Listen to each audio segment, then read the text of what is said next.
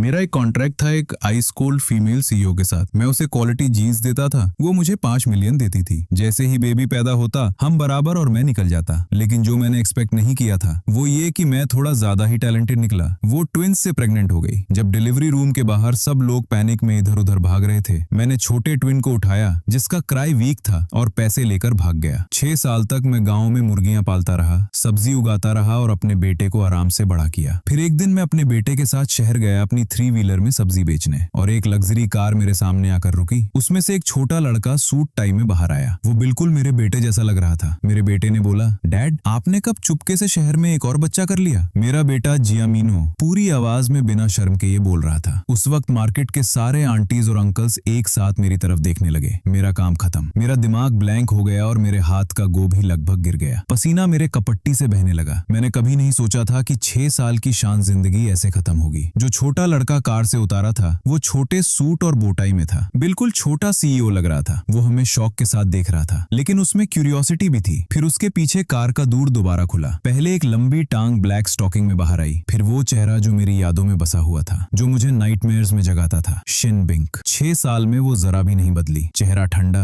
आंखें इतनी ठंडी जैसे मार दे। सिर्फ एक फर्क था, उस वक्त उसके चेहरे पर हल्का सा चेंज था। उसकी नजर पहले जियामिनो के गंदे चेहरे पर गई जो बिल्कुल मेरी तरह था, फिर धीरे धीरे उस छोटे सूट वाले लड़के पर गई। 2 बिल्कुल एक जैसे बच्चे, एक फटे जीन्स में मिट्टी में खेलने वाला, दूसरा एक प्रिंस की तरह साफ सुथरा सूट में। हवा रुक गई। मेरा हार्ट रेट 180 हो गया। डैड कुछ बोलो, क्या आपकी शहर में दूसरी फैमिली है? और मैं और वोंग दवा का क्या? मैंने तुरंत बोला, बकवास बंद कर, वोंग दवा गांव के मुखिया का कुत्ता है। मैंने जियामिनो का मुंह बंद कर दिया, कहीं वो और कुछ उल्टा सीधा ना बोल दे। मैंने जबरदस्ती स्माइल दी जो रोने से भी बुरी लग रही थी और बोला, बच्चे तो ऐसे ही बोलते हैं। हाँ, बच्चे तो ऐसे ही बोलते हैं, सीरियसली मत लो। शिन बिंग ने मुझे इग्नोर किया। उसकी नजर 2 तेज चाकू की तरह थी जो मुझे और जैनो को स्कैन कर रही थी, और उसके पीछे खड़े 2 ब्लैक सूट वाले आदमी बिना आवाज के हमारी तरफ बढ़ रहे थे। भाग, बस यही एक थॉट मेरे दिमाग में था। मैंने तुरंत अपनी 3 व्हीलर का थ्रॉटल फुल कर दिया। 6 साल पुरानी गाड़ी ऐसे आवाज कर रही थी जैसे अभी टूट जाएगी। वो झटके से आगे बढ़ी और मैं सब्जियों के साथ मार्केट में घुस गया। शिन बिंग की ठंडी आवाज पीछे से आई, उसे रोको, उस भागने मत दो वरना तुम्हारी खैर नहीं। मैं पहले खुद को रोड का किंग मानता था। मैंने फुल स्पीड दे दी। 3 व्हीलर पतली गलियों में पागल की तरह दौड़ रही थी। मैंने 2 फ्रूट स्टॉल्स गिरा दिए और टमाटरों का ढेर कुचल दिया। आंटीज और अंकल्स की चिल्लाते आवाजें और बॉडीगार्ड्स के दौड़ते कदम एक साथ मिक्स हो गए। डैड आप तो बिल्कुल मूवी हीरो लग रहे हो, जियामिनो एक्साइटमेंट में चिल्लाया, जैसे उसे पता ही नहीं हम डेंजर में हैं। मैंने बोला, हीरो कुछ नहीं, हम अपनी जान बचा रहे हैं। लेकिन मेरी 3 व्हीलर कभी उनसे तेज नहीं हो सकती थी। जैसे ही मैं मार्केट से बाहर निकला, एक ब्लैक लग्जरी कार ने मेरा रास्ता ब्लॉक कर दिया। अब कोई रास्ता नहीं था। 2 बॉडीगार्ड्स ने मुझे पकड़कर ऐसे उठाया जैसे मैं कुछ हूं ही नहीं। मुझे कार के बॉनेट पर दबा दिया गया। मेरा गाल ठंडी सरफेस से चिपका हुआ था। जियामिनो को भी एक बॉडीगार्ड ने उठा लिया, लेकिन वो डरा नहीं। वो सूट वाले लड़के को फेसेस बना रहा था। सूट वाला लड़का बस चुप देख रहा था। शिन बिंग हील्स की आवाज के साथ मेरी तरफ आई, एक एक कदम धीरे धीरे। जयवू, उसने मेरा नाम लिया धीरे से, लेकिन मेरा पूरा शरीर हिल गया। बहुत टाइम हो गया। मैंने मुश्किल से अपना सिर उठाया और जबरदस्ती स्माइल दी। क्या कोइंसिडेंस है, आप भी सब्जी लेने आई हो? शिन बिंग के होंठ हल्का सा हिला। उसने जवाब नहीं दिया। वो झुक कर जियामिनो को देखने लगी जो बॉडीगार्ड के हाथ में था। उसने हाथ बढ़ाया जैसे उसका गाल छुए। जियामिनो ने तुरंत अपना सर पीछे कर लिया और सस्पिशियस नजर से देखा। तुम कौन हो? मेरी स्टेप मॉम बनने की सोचना भी मत। मेरे डैड सिर्फ वोंग दावा के हैं। मैंने फिर बोला, वोंग दावा एक कुत्ता है। शिन बिंग का हाथ हवा में रुक गया। उसने धीरे से सांस ली और खड़ी हो गई। उसकी नजर फिर मुझ पर आई, मार देने वाली नजर। 6 साल पहले मैंने ट्विंस को जन्म दिया था, सही? शिन बिंग की आवाज शांत थी, लेकिन उस शांति के नीचे एक फटने वाला वॉल्केनो छुपा था। मैंने महसूस किया बॉडीगार्ड की पकड़ मेरे कांधों के और टाइट हो गई। मान लिया तो मर गया, इनकार किया तो भी मर गया। बेहतर था कुछ न बोलूं। इसलिए मेरी आंखें इधर उधर घूमने लगी और मैंने तुरंत अपना सबसे शॉक्ड और इनोसेंट एक्सप्रेशन लगा लिया। ट्विंस, मिस शिन, मुझे समझ नहीं आ रहा आप क्या कह रही हो? मैंने जामिनो की तरफ इशारा किया, जितना सिंसियर हो सकता था। ये मेरा भतीजा है। मेरे भाई और भाभी कार एक्सीडेंट में मर गए। मैंने इसे अकेला पाला है। आसान नहीं था। मैंने झूठ को स्ट्रॉन्ग बनाने के लिए 2 आंसू निकलने की भी कोशिश की। देखिए कितना मुझ जैसा लगता है। लोग कहते हैं भतीजे अपने चाचा पर जाते हैं। बिल्कुल सही बात है। मैं अपनी बात खत्म भी नहीं कर पाया था कि जामिनो ने भाव चढ़ाकर बीच में बोल दिया, डैड आप क्या बोल रहे हो? आपका भाई कब से है? मेरे ग्रैंड पेरेंट्स तो कब के मर चुके हैं, आप भूल गए? मैं अपने ही बेटे को घूरता रह गया और मेरे पास बोलने को कुछ नहीं था। मेरा मन कर रहा था जमीन फट जाए और मैं उसमें गिर जाऊं। ये शिंजय का बर्थ सर्टिफिकेट है और हॉस्पिटल के रिकॉर्ड्स भी। उसकी आंखें बिना झापकाए मुझ पर टिकी थी। रिकॉर्ड्स के हिसाब से इंक्यूबेटर बी आई में जो मेल इन्फेंट था वो बर्थ के 3 घंटे बाद गायब हो गया। मेरा सीना कस गया। गलती हो गई। मैं भागने में इतना बिजी था कि एविडेंस डिस्ट्रॉय करना भूल गया। शायद कोइंसिडेंस होना ही चाहिए। शिनबिंग ने बात खत्म कर दी। वो अपने बॉडीगार्ड्स की तरफ मुड़ी। इसे क्लाउड समिट एस्टेट ले जाओ और लॉयर से कांटेक्ट करो। मुझे तुरंत पैटर्निटी टेस्ट चाहिए। बॉडीगार्ड बोला, जी मिशन। और बस उसी वक्त मुझे 2 बॉडीगार्ड्स ने पकड़कर लग्जरी कार के बैक सीट में डाल दिया, जैसे मैं कोई क्रिमिनल हूँ। जमीनों को भी अंदर बिठाया गया। वो बिल्कुल नहीं डरा। वो तो लेदर सीट्स को हाथ लगा लगा कर देख रहा था। डैड, ये तो आपकी 3 व्हीलर से कहीं ज्यादा कंफर्टेबल है। बस इतनी फास्ट नहीं है। फास्ट होने का क्या फायदा जब पकड़े ही गए। गाड़ी सीधा शहर के एक एलीट एरिया की तरफ बढ़ी। Cloud summit estate. नाम से ही पता चल रहा था कितना महंगा होगा। थोड़ी देर बाद गाड़ी एक ऐसे विला के सामने रुक गई जो किसी महल से कम नहीं था। मैं और जमीनो लिविंग रूम में ले जाए गए। वो इतना बड़ा था कि उसमें रेस ट्रैक बन सकता था। छत का क्रिस्टल शैंडलियर देखकर मेरा सिर घूम गया। जमीनो ने इतना लग्जूरियस घर कभी नहीं देखा था। वो अंदर आते ही पागल हो गया। कारपेट पर इधर उधर लौटने लगा। शिनबिंग रूम के आगे वाले सोफा पर बैठी थी। छोटा लड़का शिंजय उसके पास शांत बैठा था। उसके हाथ में टैबलेट था, लेकिन उसकी नजर बार बार जामिन्नो पर जा रही थी, जो फ्लोर पर कुत्ते की तरह भौंक रहा था। एक ही माँ के बच्चे, लेकिन फर्क जमीन आसमान का। शिनबिंग ने फाइनली बोला, जो मैं तुम्हें एक मौका देती हूँ। 6 साल पहले के 5 मिलियन वापस करो। बच्चे को यहीं छोड़ दो और तुम फ्री हो। मेरा दिल डूब गया। वो 5 मिलियन गाँव में घर बनाने,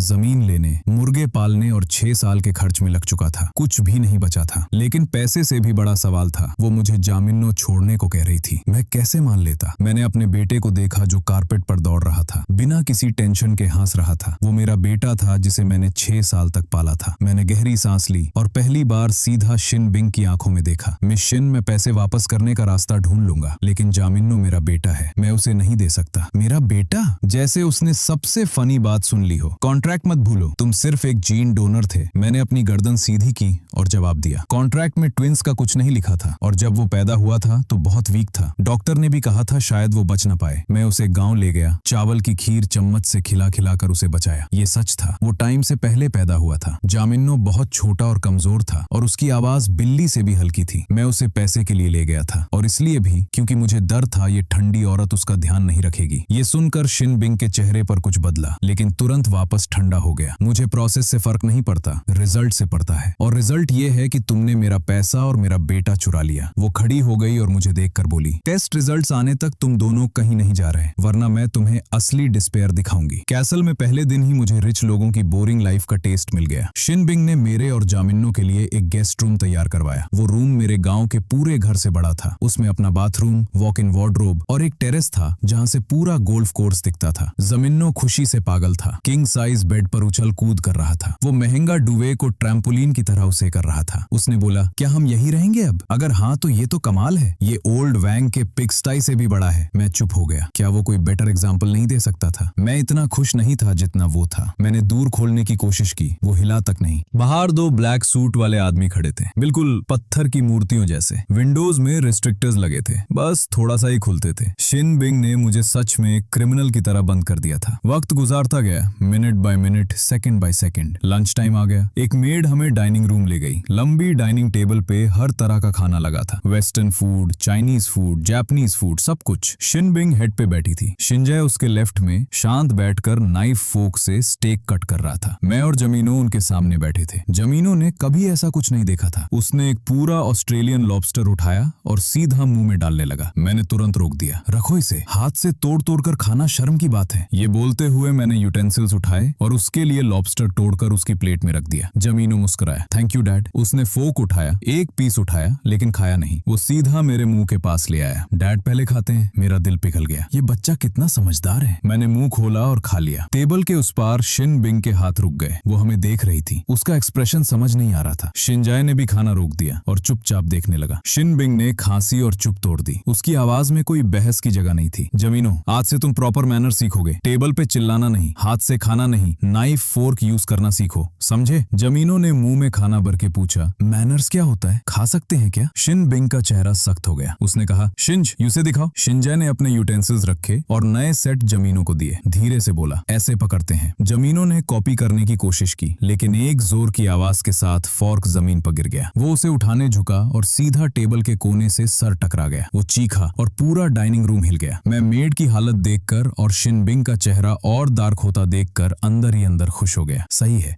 गांव वालों को नीचा दिखाने का यही रिजल्ट है। मेरा बेटा अकेला तुम्हारा पूरा महल हिला सकता है। कुछ देर बाद हमने समूह खान खत्म किया। शिनबिंग ने शिंजे को बुलाया और उसे बहुत महंगे लगने वाले टॉयज दिए। अपने भाई को टॉय रूम ले जाओ। फिर उसने ठंडी नजर से जमीनों को देखा। ये सब तुम्हारा है, जो चाहो ले लो। वो मेरे बेटे को टॉयज से खरीदना चाहती थी। मेरे अंदर अलार्म बज गया। वो मेरे सीधे सादे बेटे को पैसे से बिगाड़ना चाहती थी, कभी नहीं। फिर दोनों एक जैसे बच्चे पहली बार एक साथ खड़े हुए। शिंजे के हाथ में एक ट्रांसफॉर्मर टॉय था। थोड़ा अनश्योर लग रहा था। जमीनों उसके चक्कर लगाकर उसके कपड़े छूने लगा। तुम्हारे कपड़े कितने सॉफ्ट हैं, मेरे डैड के कपड़ों से भी ज्यादा। शिंजे शर्मा गया। ये सिल्क है, उसने धीरे से बोला। जमीनों ने उसका हाथ पकड़ा। मैं तुम्हें एक मजेदार जगह दिखाता हूँ, चलो। वो उसे खींचकर गार्डन में एक बड़े पेड़ के पास ले गया। देखो अब। जमीनों ने स्लीव्स ऊपर की, हाथों में ठूक लगाया और बिना किसी मुश्किल के पेड़ पर चढ़ गया। वो ब्रांच पर बैठकर नीचे देखा। तुम भी आओ, ऊपर का व्यू मस्त है। शिंजे ने ऊपर देखा। डर और एक्साइटमेंट दोनों थे। मैंने कभी पेड़ नहीं चढ़ा, मुझे नहीं आता। डरने की जरूरत नहीं, मैं सिखाता हूँ। हाथ यहाँ, पैर वहाँ, बस ऐसे। जमीनों उसे एनकरेज करता रहा और शिंजे सच में चढ़ने लगा। थोड़ा ऑकवर्ड लेकिन हिम्मत के साथ। मैं पेड़ के पास खड़ा देख रहा था, अजीब सी फीलिंग के साथ। तब शिनबिंग की आवाज पीछे से आई। जावू, तुम्हें क्या लगता है इस तरह बच्चा पालने से उसका फ्यूचर क्या होगा? मैं मुधा। वो खड़ी थी हल्की सी हंसी के साथ। क्या तुम उसे जंगल में शिकार करने के लिए बड़ा कर रहे हो? मैंने मुस्कुराकर पेड़ पर बैठे बच्चों की तरफ इशारा किया। मिस शिन, मैं उसे करोड़ की दौलत नहीं दे सकता, लेकिन एक खुश बचपन दे सकता हूँ। मुझे नहीं चाहिए वो कोई बड़ा आदमी बने, बस खुश रहे, वही काफी है। और देखो, तुम्हारा बेटा भी अभी खुश लग रहा है, शायद कभी इतना खुश नहीं हुआ। शिनबिंग ने देखा। जमीनों की हेल्प से शिंजे ब्रांच पर बैठ गया था। वो डर रहा था, लेकिन उसके चेहरे पर नई खुशी थी। दोनों साथ बैठकर बात कर रहे थे। जमीनों उसे गांव की कहानियां सुना रहा था। शिनबिंग चुप हो गई। फिर अचानक क्रैक की आवाज आई। ब्रांच टूट गई। शिंजे चीखा और गिरने लगा। शिनबिंग डर के मारे चिल्लाई। मेरा दिल मुंह तक आ गया। कैसा कमजोर पेड़ है ये। जमीनों तुरंत रिएक्ट किया। वो बंदर की तरह कूड़ा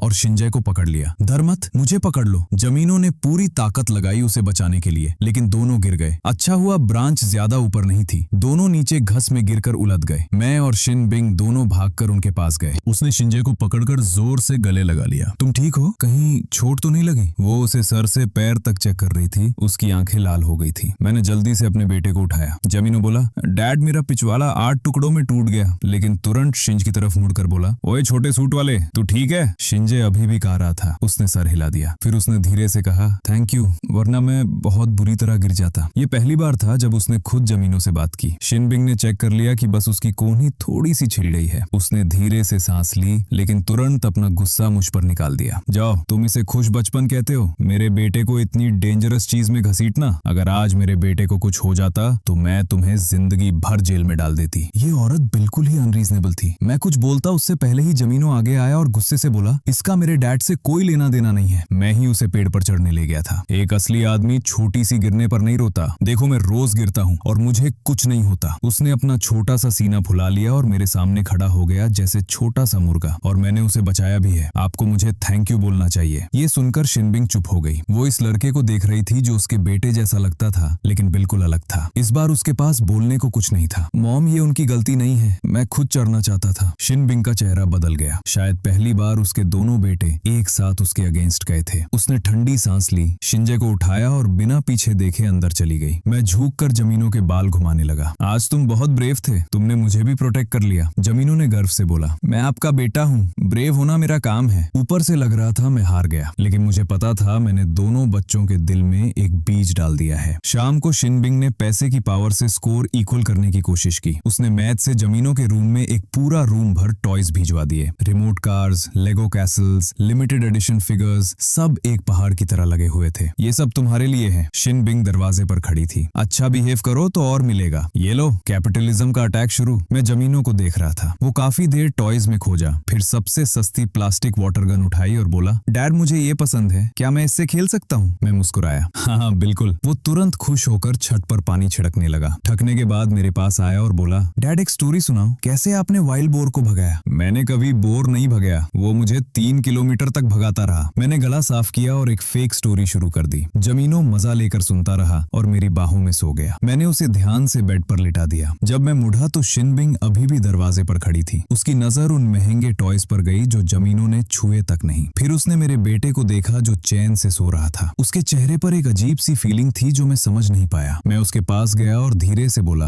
मिस शिन, कुछ चीजें पैसे से नहीं खरीदी जा सकती, जैसे बाप का प्यार। इसलिए हमें पैसे से खरीदने की की कोशिश मत करो। मैंने अपना सीना फुलाकर थोड़ी इज्जत बचाने की कोशिश की। शिनबिंग काफी देर चुप रही। मुझे लगा वो बॉडीगार्ड्स बुलाकर मुझे बाहर फेंक देगी, लेकिन उसने बस इतना कहा, कल पैटर्निटी टेस्ट के सैंपल्स एनालिसिस के लिए जाएंगे, तुम बस दुआ करो वो मेरा बेटा न निकले। ये कहकर वो चली गई। उसकी पीठ देखते हुए मेरा छोटा सा विक्ट्री मोमेंट खत्म हो गया। शायद वो उतनी बुरी नहीं जितनी मैं समझता था, लेकिन ये थॉट सिर्फ 3 सेकंड रहा, क्योंकि मुझे याद आया जमीनो 100% उसका बेटा है। जैसे ही रिजल्ट आएगा मैं गया। मैं चुप बैठकर मरने का वेट नहीं कर सकता, मुझे कुछ करना होगा। अगले दिन सुबह फैमिली डॉक्टर पूरा इक्विपमेंट लेकर आया। मैं, जमीनो और शिंजय सोफा पर बैठे थे ब्लड टेस्ट के लिए। शिंजय को आदत थी, वो बिल्कुल नहीं डरा। उसने सीधा अपना हाथ आगे कर दिया। जमीनो ने कभी ब्लड टेस्ट नहीं कराया था। उसका चेहरा सफेद पड़ गया। वो मेरी गर्दन पकड़कर चिपक गया। डैड, मुझे इंजेक्शन नहीं चाहिए, इंजेक्शन लोगों को मार देता है, मुझे नहीं मारना। मैंने कहा, डरो मत, ये मच्छर के काटने जैसा होता है, बिल्कुल दर्द नहीं होता। सच में? सच में। मैं उसे शांत कर रहा था, लेकिन मेरा दिमाग तेज चल रहा था। मुझे सैंपल में कुछ गड़बड़ करनी होगी। मेरी नजर टेबल पर रखे ट्यूब्स पर गई। डॉक्टर ने पहले शिंजय का ब्लड लिया और लेबल लगा दिया। फिर जमीनों की बारी आई। वो जोर जोर से रोता हुआ मेरे हाथ में हिलने लगा। No needle, no needle. Doctor और 2 मेड सब जामिनों के पास आ गए। रूम पूरा केओस में चला गया। ये मेरा चांस था। सबकी नजर जामिनों पर थी। मैंने चुपके से अपना हाथ बढ़ाया और अपनी उंगली से अपनी बाजू को जोर से खुरच दिया। सच में दर्द हुआ। जैसे ही डॉक्टर ने जामिनों को इंजेक्शन लगाया, मैं उसे संभालने के लिए झुक गया और अपना हाथ उसके नीचे ले गया। मेरे खून की एक बूंद चुपके से उस ट्यूब में गिर गई जिसमें जाओ का नाम था। सब खत्म करके मैंने धीरे से सांस ली। बस टेस्ट में ये कंफर्म हो जाए कि जाओ और शिनबिंग ब्लड रिलेटेड नहीं है, तो वो हमें यहाँ रोक नहीं पाएगी। मैं कितना स्मार्ट हूँ, बिल्कुल जीनियस। ब्लड लेने के बाद डॉक्टर ने हम तीनों के चीक स्वैब भी लिए। डबल चेक, उसने कहा। गलत हो गया। मेरा दिल फिर से डूब गया। मैं उन सील्ड सैंपल बैग्स को देख रहा था जैसे वो सैंपल नहीं, मेरी डेथ वारंट हो। दोपहर में शिनबिंग मीटिंग के लिए ऑफिस चली गई। जाने से पहले उसने मुझे और जामिनों को बुलाया। आज शिंजय का पियानो लेसन है, जाओ तमीज से रहना, डिस्टर्ब मत करना। फिर उसने मुझे तीखी नजर से देखा और बोला, अगर तुम उसे कंट्रोल नहीं कर पाए तो मैं करूंगी। वो मुझे धमका रही थी। मुझे डर नहीं लगता। उसके जाते ही एक मिडिल एज्ड आदमी आया, टेल कोट पहने हुए, बाल बिल्कुल सेट। वो शिंजय का पियानो टीचर था, कोई फेमस मास्टर। वो एक बड़े ग्रैंड पियानो के पास बैठा जो बहुत महंगा लग रहा था। शिंजय उसके पास सीधा बैठ गया। म्यूजिक रूम में गूंज उठा। जामिनो आंखें फाड़कर पास गया और पियानो पर झुक कर देखने लगा। ये खुद गाता है क्या? मास्टर ने भाव चढ़ाया लेकिन इग्नोर किया। पीस खत्म होने पर मास्टर ने शिंजय को डांटना शुरू किया। गलत, ये पार्ट पावरफुल होना चाहिए, तुम बिल्कुल बेजान बजा रहे हो, रिस्ट ऊपर रखो। कितनी बार बोलूं, तुम सुआर हो क्या? इतना सिंपल पीस याद नहीं रहता? मास्टर की आवाज और बुरी होती गई। शिंजय सर झुकाए बैठा था, आंखों में आंसू थे, लेकिन वो रो नहीं रहा था। मुझे देखकर गुस्सा आ गया। ये कैसा टीचर है? सिखाता है या बेइज्जती करता है? जामिनो भी देख रहा था। वो आगे बढ़ा और जोर से पियानो पर हाथ मारा। सब डर गए। जामिनो ने उंगली दिखाकर बोला, उसे ऐसे बात मत करो, तुम सुआर हो, तुम्हारा पूरा घर सुआर है। मास्टर का चेहरा लाल हो गया। तुम्हें पता है मैं कौन हूँ? जामिनो ने हाथ कमर पर रखे। मुझे फर्क नहीं पड़ता। एक और बुरा शब्द बोला तो मैं तुम्हारे पियानो पर पेशाब कर दूंगा। मैं अंदर ही अंदर हंसा।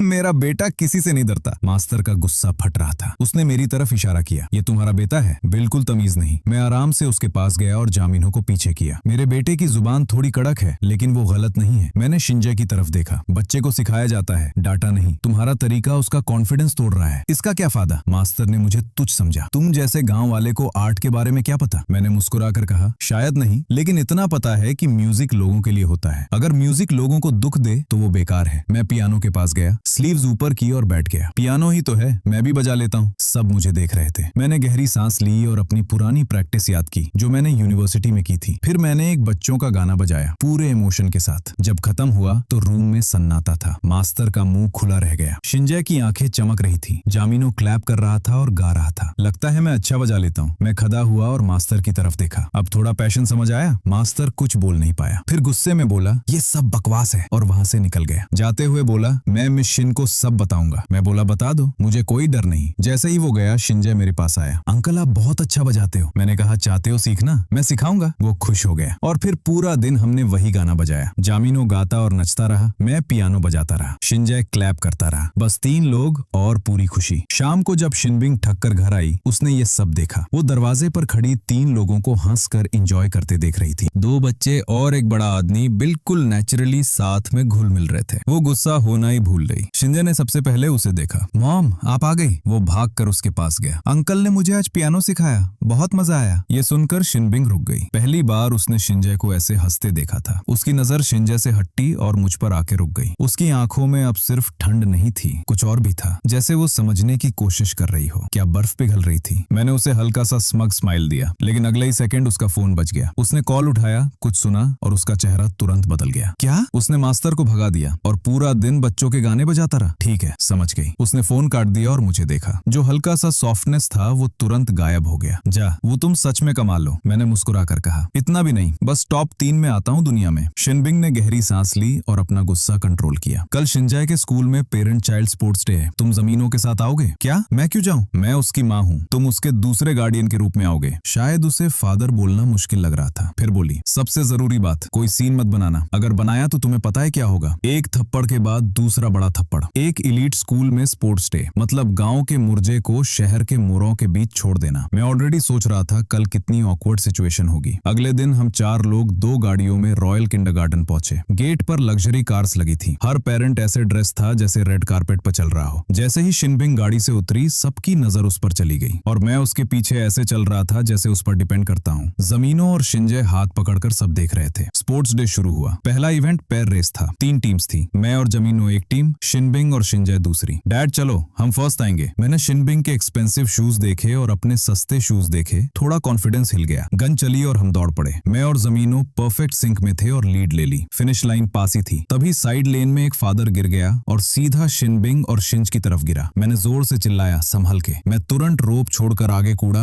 और पूरी ताकत से शिनबिंग और शिंज को धक्का देकर हटा दिया। वो साइड में गिर गए लेकिन सेफ थे और मैं उस आदमी के नीचे आ गया जो 100 किलो से ज्यादा था। मेरा पूरा बॉडी दर्द से भर गया। ऐसा लगा जैसे सब कुछ हिल गया हो। पूरा फील्ड हल्ला मचा। टीचर्स और स्टाफ भाग कर आए और उसे उठाया। सर आप ठीक हो? मैं घास पर पड़ा था जैसे कोई डेड बॉडी। थोड़ी देर बाद होश आया। शिनबिंग सब भूल कर मेरे पास आई। जा, वो तुम ठीक हो? उसकी आवाज में चिंता थी जो शायद उसे खुद भी नहीं पता थी। मैंने मुश्किल से सर उठाया और हंसा। मैं ठीक हूँ, बस ऐसा लग रहा है जैसे ट्रक चढ़ गया हो। जमीनों और शिंज दोनों रोते हुए मेरे पास आए और मुझे पकड़ लिया। उन्हें देखकर मुझे अंदर से गर्महत मिली। दर्द कम लगने लगा। ये सब वर्थ था। मुझे एम्बुलेंस में हॉस्पिटल ले जाया गया। चेकअप के बाद पता चला लोअर बैक में सीवियर ब्रूज है, लेकिन बोन सेफ है। मैं भी आईपी वार्ड में पड़ा था और एक मेड मेरी देखभाल कर रही थी। शिनबिंग स्कूल का काम खत्म करके हॉस्पिटल आई। वो मेरे बेड के पास खड़ी थी, अजीब एक्सप्रेशन के साथ। उसने धीरे से कहा, थैंक यू। पहली बार उसने सच में दिल से शुक्रिया बोला। मैंने मुस्कुराकर कूल बनने की कोशिश की, लेकिन दर्द से मुंह बन गया। मैंने मजाक में कहा, इतना सिंपल थैंक यू नहीं चलेगा। ये वर्क प्लेस इंजरी है, मेडिकल बिल, लॉस, सबका पैसा लगेगा। शिनबिंग ने मुझे देखा और हल्का सा मुस्कुराई। तुम्हें कॉम्पनसेशन मिलेगा? फिर बोली, आज मेरी गलती थी, मुझे तुम्हें ले जाना नहीं चाहिए था। मैं हैरान था। वो सॉरी बोल रही थी। मैंने कहा, कोई बात नहीं, छोटी सी इंजरी है। तभी दूर खुला और जमीनों और शिंज अंदर आए। दोनों एक फ्रूट बास्केट लेकर आए। जमीनों मेरे पास आया और धीरे से बोला, अब दर्द हो रहा है? आप मर तो नहीं जाओगे? शिंज ने सर झुकाकर कहा, सॉरी अंकल। मैंने दोनों के सर पर हाथ रखा। तुम दोनों ठीक हो, बस वही काफी है, मुझे कोई दर्द नहीं है। शिंजे ने मेरी तरफ देखा। उसकी आंखें चमक रही थी। अंकल आज आप बहुत ब्रेव थे। बिल्कुल, मेरे डैड सुपरमैन है, मेरे हीरो। दोनों बच्चों को ऐसे देखकर मेरे अंदर गर्माहट भर गई। सारा दर्द गायब हो गया। शिनबिंग साइड में खड़ी हमें देख रही थी। उसका एक्सप्रेशन अब पहले जैसा ठंडा नहीं था, काफी सॉफ्ट हो गया था। अगले कुछ दिन में आराम से रहा। न कुकिंग न टेंशन। खाना सीधा मिल रहा था, बस लेट कर रिकवर करना था। शिनबिंग रोज मुझे देखने आती थी। वो ज्यादा बोलती नहीं थी, लेकिन अब वो पहले जैसी ठंडी नहीं रही थी। दोनों बच्चे मेरे छोटे नर्सेस बन गए थे। जमीनो जोक सुनाता था, शिंजे स्टोरीज पढ़ता था। लाइफ काफी पीसफुल हो गई थी। एक दिन मैं बेड पर लेता हुआ शिंजे की आवाज में लिटिल प्रिंस सुन रहा था कि अचानक वार्ड का दूर जोर से खुला। एक आदमी अंदर आया, सूट में, स्मार्ट लग रहा था। उसके पीछे कुछ जर्नलिस्ट कैमरा लेकर आए। वो आदमी जोर से बोला, मिशन, हमें पता चला है आपने चुपके से बच्चे पैदा किए और उनके फादर को हॉस्पिटल में छुपा रखा है, क्या ये सच है? कैमरास फ्लैश होने लगे। मैं बिल्कुल कंफ्यूज था। ये लोग कौन हैं और क्या कर रहे हैं? शिनबिंग का एक्सप्रेशन तुरंत बदल गया। वो हमारे सामने खड़ी हो गई। तुम लोग कौन हो? किसने तुम्हें अंदर आने दिया? सिक्योरिटी कहाँ है? वो आदमी मुस्कुराया। मिशन, इतना गुस्सा मत होइए, बस कुछ सवाल पूछने हैं। क्या ये आदमी बच्चों का फादर है और क्या ये दोनों आपके ट्विन सन्स हैं? कैमरा मेरी तरफ घूम गया। शिंज भी डर गया और जमीनों के पीछे छुप गया। मुझे तुरंत समझ आ गया, ये किसी राइवल ने भेजे हैं। ये ट्रैप था। वो स्कैंडल बनाकर शिनबिंग को डैमेज करना चाहते थे। शिनबिंग गुस्से से कांप रही थी, लेकिन बच्चों को बचाने के लिए वो पीछे हट रही थी। जर्नलिस्ट आगे बढ़ रहे थे। मिशन, जवाब दीजिए, आपका इस आदमी से क्या रिश्ता है? आप बच्चों को कब पब्लिक करेंगी? वो बेड के पास आ गए। मैंने तुरंत डिसीजन लिया। बेड से उतरा, दर्द सहकर साइड टेबल से पानी का जग उठाया और सीधा उन पर फेंका। फिर मैंने शिनबिंग और दोनों बच्चों को पकड़ा और विंडो की तरफ इशारा किया, जंप करो, मैं संभाल लूंगा। सब शॉक में रह गए। जर्नलिस्ट गर्म पानी से पीछे हट गए। शिनबिंग ने मुझे देखा जैसे मैं पागल हो गया हूँ। मैंने बेडशीट निकाली और रोप बना दी। जंप करो, सिर्फ 3rd फ्लोर है, कुछ नहीं होगा। मैंने झूठ बोला। मैंने कभी इतनी हाइट से जंप नहीं किया था। मैंने शीट को पाइप से बांधा और विंडो से बाहर फेंका। फिर मैंने शिनबिंग और दोनों बच्चों को पुश किया नीचे उतरने के लिए। शिनबिंग ने थोड़ा हेजिटेट किया लेकिन फिर डिसाइड कर लिया। उसने शिंजे को पहले उतारा, फिर जमीनो गया। वो तो बिल्कुल बंदर की तरह नीचे चला गया। मैं शिनबिंग को लास्ट में देखकर थोड़ा रिलैक्स्ड हुआ। फिर मैं जर्नलिस्ट की तरफ मुद्दा और मुस्कुरा दिया। मैंने पिलो,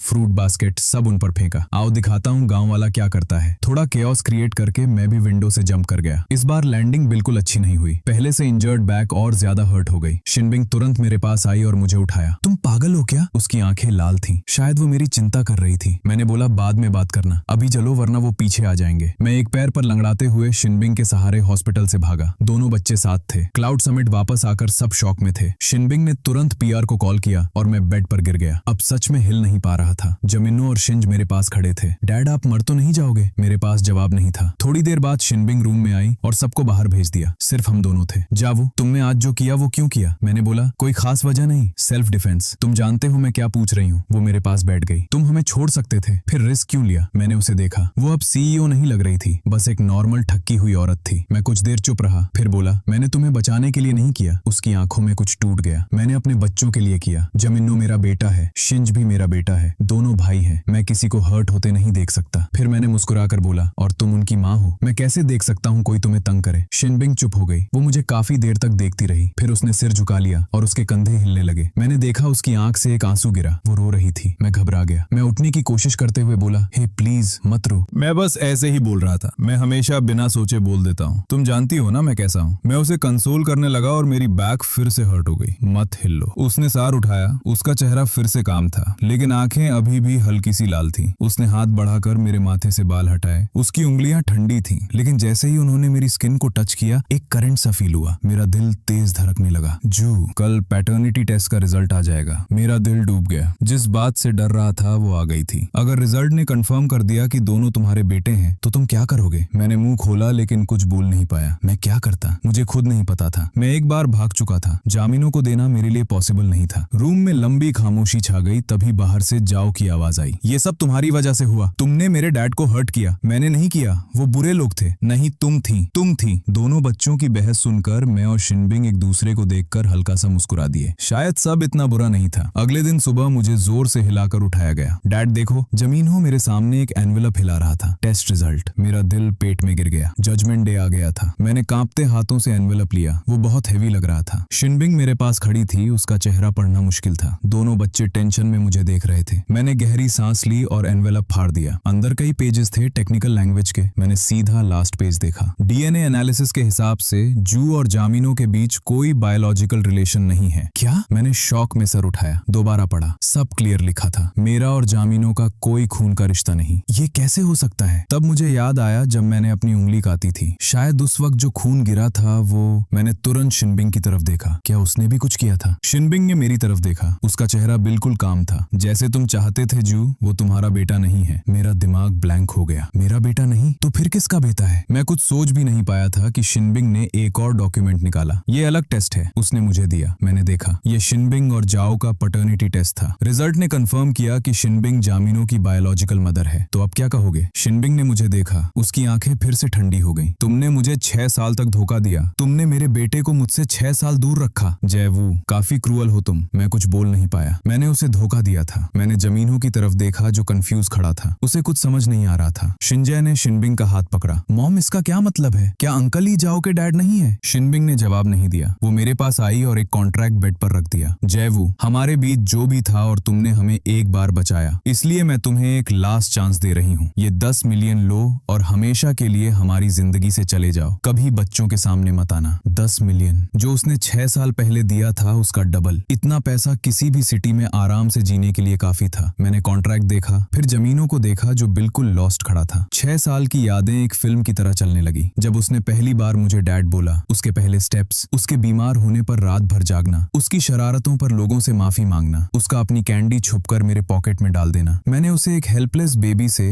एक शरारती लड़के तक बड़ा किया था। वो मेरी दुनिया था और अब कोई मेरी दुनिया को 10 मिलियन में खरीदना चाहता था। मैंने कॉन्ट्रैक्ट उठाया और शिनबिंग की आंखों में देखते हुए उसे टुकड़े टुकड़े कर दिया। मिस शिन, पैसा अच्छा होता है लेकिन कुछ चीजें पैसों से नहीं खरीदी जा सकती। 6 साल पहले मैंने तुम्हारा पैसा लिया और उसे ले गया, वो मेरी गलती थी। शायद मैंने उसे बेस्ट लाइफ नहीं दी, वो मेरी कमी है, लेकिन पहले दिन से लेकर आज तक मैंने उसे अपना ही बेटा समझा है। मैंने उसे चलना सिखाया, बोलना सिखाया, ईमानदार और ब्रेव बनना सिखाया। वो मेरा बेटा है। खून का रिश्ता हो या ना हो, वो हमेशा मेरा बेटा रहेगा। तुम उसे चाहते हो? ठीक है, पहले मुझे मारना पड़ेगा। मेरे शब्द बॉम्ब की तरह रूम में फट गए। शिनबिंग का चेहरा सफेद पड़ गया। शायद उसने कभी सोचा नहीं था कि एक पैसा के लिए जीने वाला आदमी ऐसा बोल सकता है। उसके होंठ आ रहे थे। वो कुछ बोल नहीं पा रही थी। मत जाओ, मैं नहीं चाहता तुम मर जाओ। मुझे मॉम नहीं चाहिए, मुझे सिर्फ डैड चाहिए। प्लीज मुझे छोड़कर मत जाओ। जामिनो जोर जोर से रो रहा था और मेरी टांग पकड़ ली। मैं झुक कर उसे गले लगा लिया। मेरी आंखें भर आई। पागल लड़के, मैं तुम्हें कैसे छोड़ सकता हूँ? मैं तुमसे बहुत प्यार करता हूँ। तब शिंजय भी आया। उसने हमें देखा, फिर अपनी माँ को। उसके चेहरे पर कंफ्यूजन था। वो हिजिटेंट था। फिर उसने मेरा हाथ पकड़ा। अंकल प्लीज मत जाओ। मेरा दिल पिघल गया। तभी दरवाजे से एक आवाज आई, बस बहुत हो गया। एक बूढ़ा आदमी दरवाजे पर खड़ा था, हाथ में छड़ी, साथ में बटलर। वो शिनबिंग का फादर था, शिन ग्रुप का चेयरमैन। मैंने उसे सिर्फ मैगजीन में देखा था। डैड आप यहाँ? शिनबिंग हैरान हो गई। अगर मैं और देर करता तो यहाँ कोई फैमिली बच्ची ही नहीं होती। देखो तुम क्या कर रही हो। बुढ़े ने ठंडी सांस भरी। उसकी तीखी नजर रूम में घूमी और आखिर में मुझ पर टिक गई। तुम जेवू हो? हाँ। मैं सीधा खड़ा हो गया। मैंने टेस्ट रिजल्ट्स देख लिए हैं। वो शिनबिंग के पास गया। ये हड है। तुमने पैटर्निटी रिपोर्ट फेक की है क्या? मैंने तुरंत शिनबिंग की तरफ देखा। समझ नहीं आ रहा था वो ऐसा क्यों कर रही है। शिनबिंग का चेहरा सफेद पड़ गया और उसने सर झुका लिया। डैड, क्या आपको लगा मुझे पता नहीं चलेगा? आप फेक रिपोर्ट का यूज करके जू को भगाना चाहते थे और दोनों बच्चों को खुद रखना चाहते थे। ये बिल्कुल सेल्फिश है। क्या ये जयवू के लिए फेयर है? बूढ़े आदमी ने बटर से एक और डॉक्यूमेंट लिया और मुझे दिया। ये असली रिपोर्ट है। मैंने कांपते हाथ से लिया। लास्ट पेज पर क्लियरली लिखा था, जमीनों का बायोलॉजिकल फादर जयवू कंफर्म है। शिंज का बायोलॉजिकल फादर भी जयवू कंफर्म है। मेरा दिमाग हिल गया। ये औरत कर क्या रही थी? मैंने गुस्से में शिनबिंग की तरफ उंगली उठाई। पहले फेक रिपोर्ट जिसमें मैं जमीनों का बाप नहीं था, फिर मुझे पैसे देकर भगाना। शिनबिंग ने फाइनली बोला, मैं तुम्हें टेस्ट कर रही थी। मुझे देखना था तुम्हारे लिए क्या ज्यादा इंपॉर्टेंट है, पैसे या बच्चा। 6 साल पहले तुम पैसे के लिए सब छोड़ सकते थे। मुझे डर था तुम फिर वैसा ही करोगे, इसलिए मैंने ये किया। मैं बस खड़ा रह गया। तो अभी जो कुछ हुआ वो सब टेस्ट था। मैंने सीधा पूछा, और जवाब मिल गया? शिनबिंग ने कुछ नहीं बोला, लेकिन उसकी आंखें सब बता रही थी। तब उसके फादर बोले, बस करो, अब पास छोड़ दो। अब मैटर करता है बच्चों का फ्यूचर। उन्होंने मुझे और शिनबिंग को देखा। तुम दोनों इनके बायोलॉजिकल पेरेंट्स हो। तुम में से कोई भी दूसरे से ये हक नहीं छीन सकता। मेरा सजेशन है तुम दोनों शादी कर लो। बच्चों को पूरा घर मिलेगा। क्या? मैं और शिनबिंग एक साथ चिल्लाएं। शिनबिंग से शादी? क्या मजाक है? डैड आप क्या बोल रहे हो? ये कभी नहीं होगा। मैंने तुरंत कहा, मैं भी नहीं करूंगा। मुझे गांव की आजादी पसंद है। मैं अपनी लाइफ आइस ब्लॉक के साथ नहीं बिताने वाला। शिनबिंग भड़क गई। किसे आइस ब्लॉक बोला तुमने? मैंने जवाब दिया, जो ऐसे बिहेव करे। और हम दोनों फिर लड़ने लगे। दोनों चुप रहो। बूढ़े ने दांता। क्या तुम्हें लगता है मुझे मजा आ रहा है? अगर मेरे 2 पोते ना होते तो मैं तुम दोनों से बात भी नहीं करता। उन्होंने जाओ और शिंज की तरफ देखा। तुम दोनों कंप्लीट फैमिली चाहते हो? मॉम और डैड दोनों साथ? दोनों बच्चों ने एक दूसरे को देखा और एक साथ हाँ कर दिया। जमीनो बोला,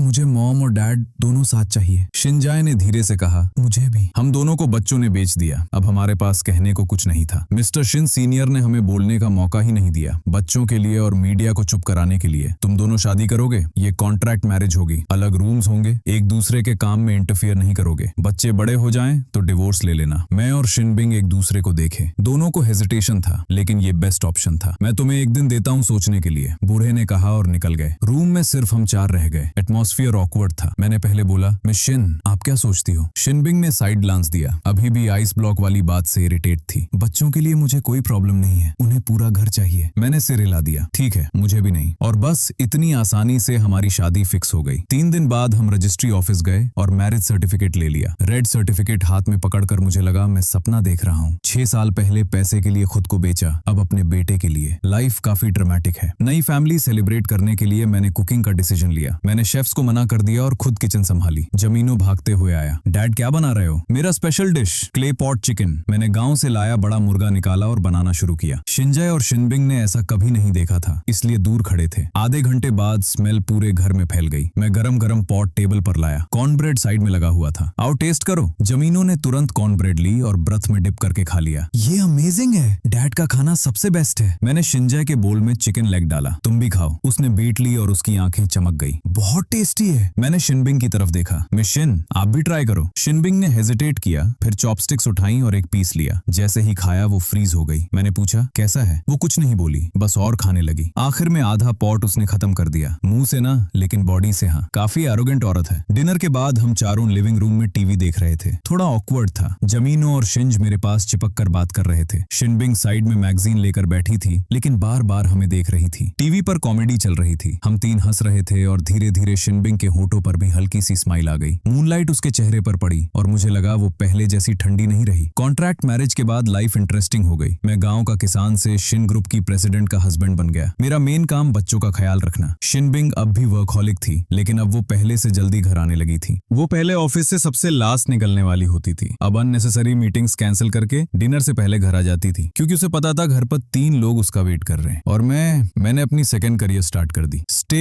एट होम हस्बैंड। मेरी कुकिंग ने तीनों के दिल जीत लिए, खासकर शिनबिंग के। वो रोज कंप्लेन करती, खाना ऑयली है, अनहेल्दी है, लेकिन प्लेट सबसे पहले उसकी ही खाली होती थी। दोनों बच्चे भी रोज और क्लोज होते जा रहे थे। जामिनो बन गया शिंजय का पर्सनल बॉडीगार्ड। किंडरगार्टन में कोई भी शिंजय को तांग करता, जामिनो तुरंत उस पर टूट पड़ता, और शिंजय वो जामिनो का पर्सनल ट्यूटर बन गया। रोज शाम होमवर्क करवाता, बेड टाइम स्टोरीज सुनाता। एक तूफान, एक शांत झील, फिर भी दोनों परफेक्ट बैलेंस में। किसी ने सोचा भी नहीं था कि वो इतने अच्छे से साथ रहेंगे। फिर आया शिन ग्रुप का एनिवर्सरी गाला। प्रेसिडेंट का हस्बैंड होने के नाते मुझे जाना ही था। मैं एक बोरोड डिजाइनर सूट में भीड़ में खड़ा था, चारों तरफ परफेक्टली ड्रेस्ड लोग, और मैं बिल्कुल आउट ऑफ प्लेस, जैसे एक हस्की गलती से स्वॉन्स के बीच आ गया हो। और शिनबिंग सिल्वर गाउन में वो बिल्कुल क्वीन लग रही थी। हर नजर उस पर टिक रही थी। वो मेरा हाथ पकड़कर बिजनेस टाइकॉन्स के बीच स्मूथली चल रही थी। दिस इज माई हस्बैंड जेवू। हर इंट्रोडक्शन के साथ लोगों की आंखों में जेलसी और इरिटेशन मिक्स हो रहा था, और मैं अंदर ही अंदर खुश हो रहा था। देखते रहो, डील तो मैं ही जीत गया। तभी एक आदमी आया, डायरेक्टर वांग, वही जो हॉस्पिटल में जर्नलिस्ट भेजा था, स्माइल में जहर भरा हुआ। मिस शिन, आप और भी खूबसूरत हो गई हैं, और ये होंगे मिस्टर जेवू। उसकी आवाज में सरकाजम टपक रहा था। शिनबिंग कुछ बोलती उससे पहले मैं आगे बढ़ गया। उसका हाथ पकड़कर मैंने स्माइल दी। डायरेक्टर वांग, आपसे मिलकर खुशी हुई। सुना है आपकी कंपनी का कैश फ्लो थोड़ा टाइट चल रहा है। मैं हल्की सी हंसी के साथ बोला, बिजनेस है, होता रहता है, विन सम लूज सम। दो पर्सनली मुझे कभी लॉस का एक्सपीरियंस नहीं हुआ। लकी पैदा हुआ, अच्छी शादी की, टेंशन का नाम नहीं। मैंने शिनबिंग को वेस्ट से अपनी तरफ खींचकर धीरे से बोला, एना डार्लिंग। वो थोड़ी स्टिफ हुई, लेकिन नॉट कर दिया। डायरेक्टर वांग का चेहरा लाल हो गया। बाहर से लग रहा था मैं बस वाइफ पर डिपेंडेंट होने का शो ऑफ कर रहा हूँ, लेकिन असल में उसकी कंपनी की बंद बजा रहा था। पब्लिक में सीधा, बिना मर्सी के, लो एफर्ट हाई डैमेज। मैं शैंपेन ग्लास घुमाकर बोला, यहाँ दूसरों का मजाक उड़ाने से बेटर है अपनी कंपनी बचाने पर ध्यान दो, वरना जब बंद हो जाएगी सीवी लेके मेरी वाइफ के पास ही आना पड़ेगा। मैं शिनबिंग का हाथ पकड़कर वहां से निकल गया। पीछे से उसकी गाड़ियां सुनाई दे रही थी। थोड़ा दूर जाकर शिनबिंग ने हाथ छुड़ाया। वो मुझे अजीब सी नजर से देख रही थी। तुम्हें क्या हो गया है? मैंने आईब्रो उठाया। बस तुम्हारी साइड ले रहा था, थैंक यू बोलने की जरूरत नहीं। वो काफी देर चुप रही, फिर धीरे से बोली, तुम हो कौन? मुझे लगता है मैं तुम्हें जानती ही नहीं। मैं हंसा, मैं एक सिंपल फार्मर हूँ, तुम्हारे बच्चों का बाप, और लीगली तुम्हारा हस्बैंड। उसके बाद बात की बात बाद में। मैंने हॉल की तरफ देखा जहाँ दोनों छोटे चोर केक चुरा रहे थे। अभी के लिए लाइफ काफी अच्छी है। शिनबिंग ने भी उस तरफ देखा और हल्की सी मुस्कुरा दी। वो स्माइल अलग थी, जैसे बर्फ पहली बार पिघलती है, जैसे सर्दियों के बाद पहली धूप। शायद लाइफ ऐसी ही होती है, अनएक्सपेक्टेड, अनप्रेडिक्टेबल। कौन सोच सकता था कि 6 साल पहले की एक डील आज इतना गर्म, इतना नॉइजी घर बना देगी। मैंने उस औरत को देखा, फिर दोनों बच्चों को, और पहली बार लाइफ में एक स्टेबिलिटी फील हुई। सच कहूं, अगर पूरी जिंदगी इसी औरत के सहारे जीनी पड़ जाए तो शायद ये डील इतनी बुरी भी नहीं है।